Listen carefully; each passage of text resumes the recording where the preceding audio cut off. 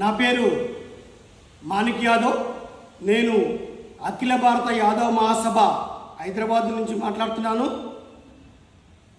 పోచమైన ఈశ్వరమ్మ యాదవ్ గారి మీద అనుచిత వ్యాఖ్యలు చేసిన జక్కిని శివ చరణ్ రెడ్డి గారికి వ్యాఖ్యల్ని ముక్తఖండంగా ఖండిస్తున్నాము. ఇది బహుజనులు, బీసీలు మరియు ముఖ్యంగా యాదవ్ కులస్తుల మీద దాడిగా మేము భావిస్తున్నాము. ఇప్పుడున్న ఇంతకుముందు తెలంగాణ రాష్ట్రానికి, ఆంధ్ర రాష్ట్రానికి, ఉమ్మడి రాష్ట్రానికి పాలించిన నాయకులైనా సీఎంలైనా సరే మా అండ లేకుండా ఓల్ సిటీలో ఒక్కనాడు తిరిగిన దాఖలాలు లేవు. ప్రతి ఒక్కరూ సీఎం అయిన వారు, సీఎం కావాలి అనుకున్న నాయకులు కూడా, పెద్ద పెద్ద నాయకులు కూడా మా బీసీలు, మా బహుజనులు, ముఖ్యంగా యాదవ్ కులస్తుల అండ లేకుండా ఎవరు కూడా ఈ సిటీలో లీడర్ లాగా ఎదగలేదు.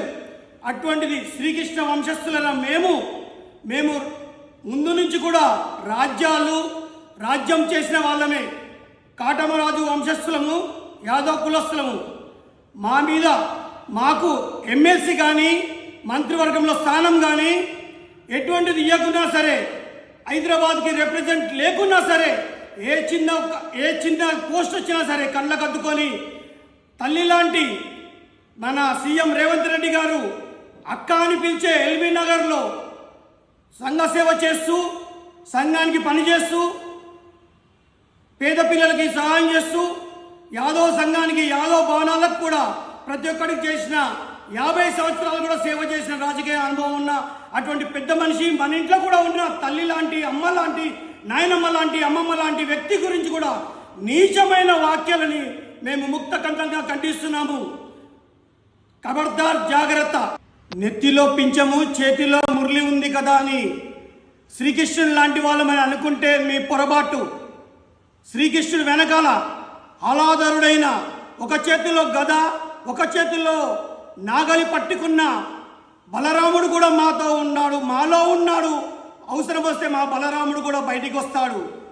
అడవిలో జంతువులని, క్రూర జంతువులను కూడా, పశువులను కూడా మచ్చిక చేసుకొని ఇంటి వెనకాల దొడ్లో కట్టేసిన జాతి మాది.